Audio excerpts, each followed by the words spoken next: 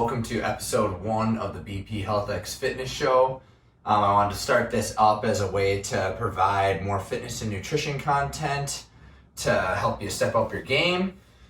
So we'll start off first with shoes. I thought would be a good topic, and the reasons why I have so many and the uses for each one. So first, talking about gym shoes for weightlifting. I have the Nike Tech Trainer, and so I lifted in these for quite a while, from I'd say 2018 through 2019, or maybe it was 2019. But anyways, I lifted in these for about a year. Love them. They got a nice flat base, pretty light, nice comfortable sole. I use them for all the main compound movements. When I switched, the reason is because I wanted to try something a little bit different, see if I could find something a little bit more flatter yet, and just to feel out the ground a little better. So as you can see with this, it's just got a little bit more heel than the Van. So when I switched to old school Vans about a couple of months ago, I was inspired by Julian Smith. He's a bodybuilder that you can follow on Instagram. He's got some cool content. But what I liked about this shoe was, or what intrigued me, was a lot of people lifted Chuck Taylors. When I saw the Vans, I tried on those and Chuck Taylors, and I found that the Vans just had a little bit more comfortability to them. The Chuck Taylor felt like a piece of wood. However, with the Vans, I can still feel the ground really well with my feet, which is the biggest benefit to a flat shoe, as opposed to the Hoka here. That heel is super huge. So what's this going to do is, if I was squatting in this, it's going to put me on that tilt forward when I'm squatting, versus where this flat base doesn't. They're really flexible, and I feel really comfortable doing all my movements in there. I can feel the ground really well, which is the main benefit of all of the flat base shoes, I would say, for lifting, and why I will probably continue to lift in this until the future. Maybe that there's something else better that comes out on the market, but until then, this takes the bread for my favorite lifting shoe, just because of that flat, and there's a little bit of comfort for it too, but that flat base that allows me to feel the ground really well. I'd never lift barefoot in there, just for safety and health reasons. But Van and Tech Trainer for your weightlifting. Basically, the goal is just to have something flat there.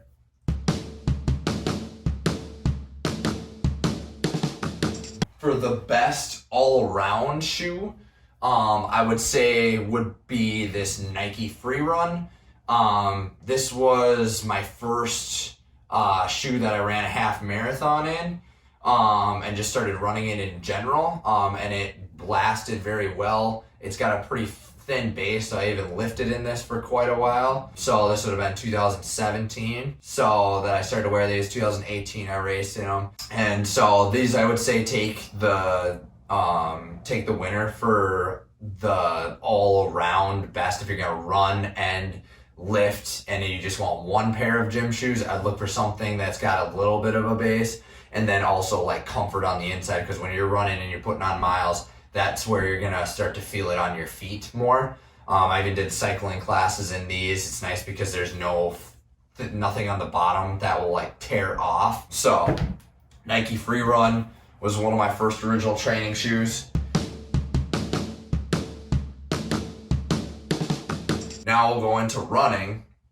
So for running, I think the best shoe is a variety of shoes for a few reasons that I'll explain. So starting off with your Zero Drop Ultra. These are, probably not going to pronounce this right, but the Kayenta. I got these last year on Black Friday, and I started running in these quite a bit. I ended up having some big toe numbness, or foot numbness from planting too hard on my big toe. Recommended to get a little bit heavier cushioned shoe, to which I went to the Hokas. So these, I would say, worked really well for walking, any short runs on the beach where I want to feel that ground out because of that flat. And even just like some general like short run miles, these work really, really well in, just because you don't need a whole lot of support. So I would highly recommend this Ultra. I will definitely be buying more of these in the future. Maybe won't be able to find this exact shoe, but something very similar to this. But because it has enough support to get you through. I've even lifted in this a little bit just because it's flat.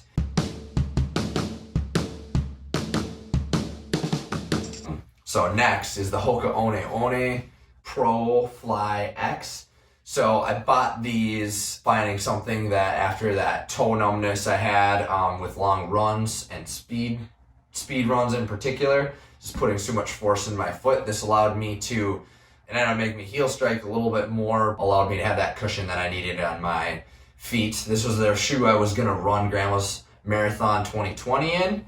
So I love this shoe. Thing with this is it has a carbon base plate in it, and then also it puts you at a more forward leaned position. So your running is a controlled fall, so and then mixed with the carbon base plate, it springs you forward, so you're already kind of at that fall with that heavy heel on there, and then the spring forward, you can really definitely feel the speed on there. It's a fast shoe, so I did this for speed work, and then the cushion in here for the Hoka I used as a way to protect my feet and absorb more impact force when I was doing those 20-mile runs. So 14, 15, anything really above a half marathon or to a 10-mile range. So these have been great. I will definitely be buying more of the carbon base plate shoes. I think they're cool for racing, especially. So ProFly, definitely, if you're going to be doing long runs, I would highly suggest as a shoe to go to. Next would be, this is what I ran Grandma's Marathon in 2019 in. This is the Mizuno WaveKnit. I thought this was a really good shoe. I even did some lifting in this, and that was all right. There's a little bit of a heel, so I wouldn't recommend squatting in it as much. If you are going to, again, buy shoes for the all-around purpose of things. But these had enough cushion in them to get me through. And then I also used these on a spin bike too. They got kind of chewed up on like the sides here and things like that. But overall, this was definitely a solid shoe. And I don't really have any like brands I would specifically stick to besides like that Hoka and probably the Ultra. But this is pretty comparative into that range of things. Enough support to run a marathon and train in. But I think the best thing would have been if I would have bought like 2 of these, then I would have had a long lasting one, and I would have probably used these on like a 7-mile run or something like that where I had some good support in there and a little bit of heel.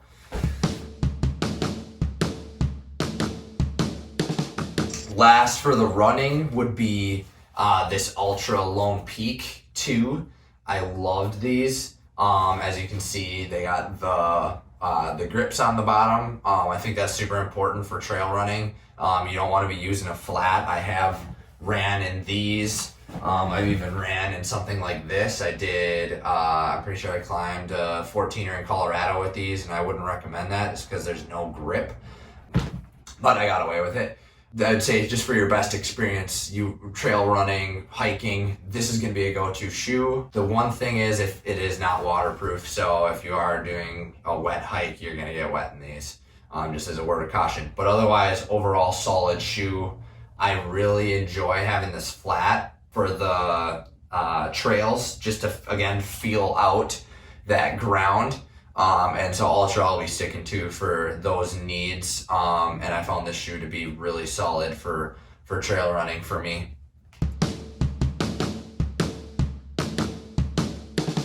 Kind of as a bonus tip in here that I think is important to have if you're going to be doing spinning, to buy a pair of spin shoes or clip-ins.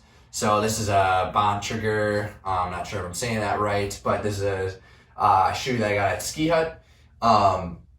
So it clips into your pedal. And then the main key thing that is different with this is that you can pull on the upstroke and use your hamstring a little bit more. So it really, really improved my cycling ability and my cycling experience because I was able to have that upstroke pull more evenly recruit my muscles when I was spinning. Just because I have my bike here, I always get in at the bottom, clip in, and you'll hear it kind of clip in, and then it'll stay on there. In summary, your best shoe is probably the one that feels most comfortable for you. There is some specialization with these shoes, as I kind of covered in here. So just for lifting and running's purposes, your overall experience can be better. However, you can get away with just having the one overall shoe until you are ready to dive deeper into that specifications or specificity of the shoe and the training that you're doing. Hope you enjoyed the video. Comment below if you want to see me cover other topics. Until the next one, we'll see you then.